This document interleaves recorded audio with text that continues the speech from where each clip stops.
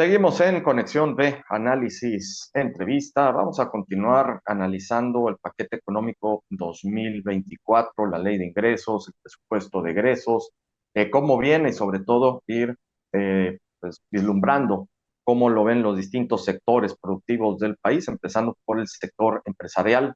Nos da mucho gusto recibir en el programa a Antonio Chedraui Volado, destacadísimo empresario veracruzano, para que nos comente al respecto. Mi querido Tony, muy buenas tardes.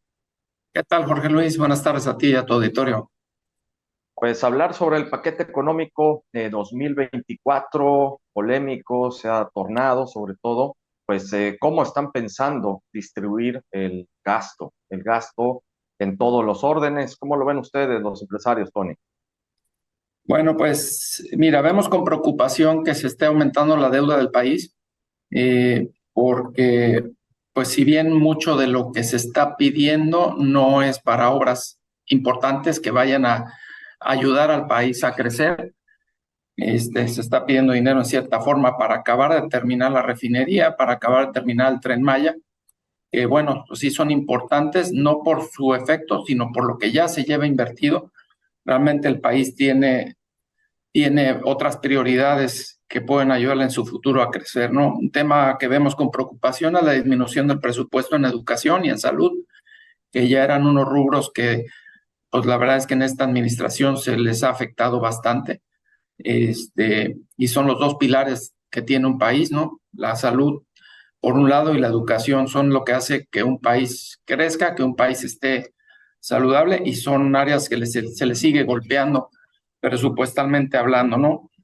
Como te decía, vemos con preocupación que aumente la deuda, porque si la deuda aumentara porque hubiera una inversión en infraestructura que ayudara al crecimiento del país, pues en cierta forma es válido. Estados Unidos tiene presupuestos por arriba de deuda, arriba de 100% de su PIB, pero bueno, es Estados Unidos, es una economía donde la corrupción es mínima, donde los recursos se usan para infraestructura del país y eso ayuda significativamente al que el país crezca. Aquí vemos que mucho del dinero va a programas sociales. La idea es seguirle regalando dinero a la gente en un año electoral, lo cual se antoja pues un poco hasta en cierta forma macabro.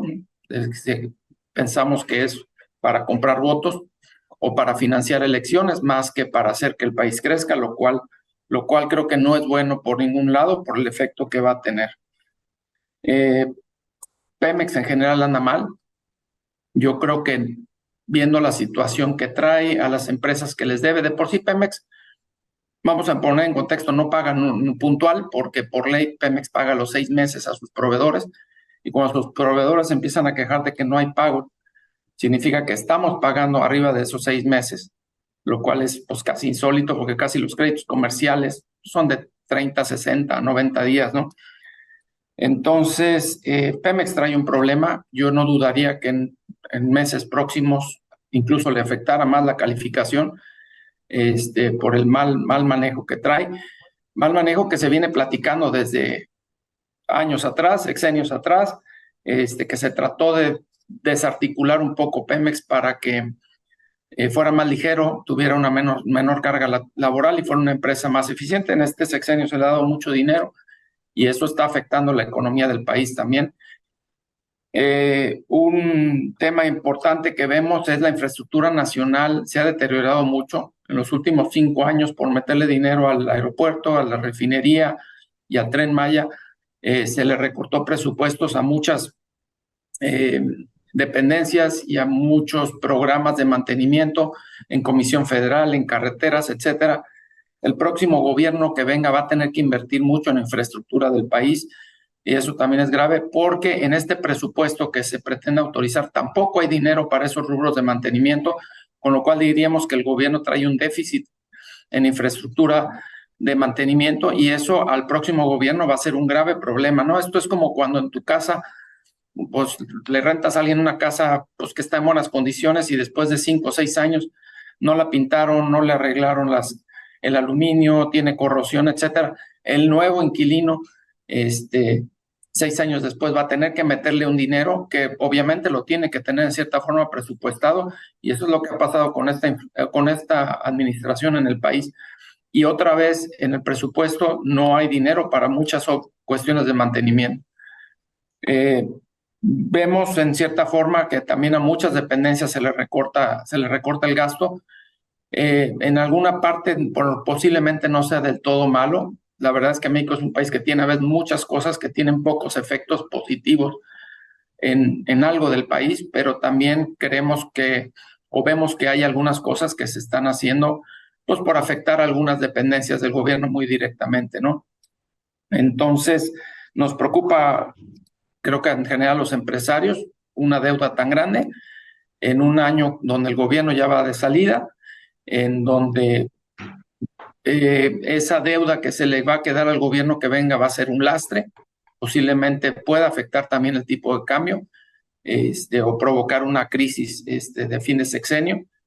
Entonces, pues sí, no es el mejor de los presupuestos. Quisiéramos más responsabilidad en los diputados, tanto de oposición como los de Morena, para que voten inteligentemente en lo que le conviene al país. México tiene que pensar en el bien común, los políticos tienen que pensar qué es lo que le conviene al país, no lo que le conviene a una persona o a un partido, porque pues nuestro sufrimiento como nación creo que siempre va por estar viendo por intereses personales o de partido y no por los intereses de todos los mexicanos.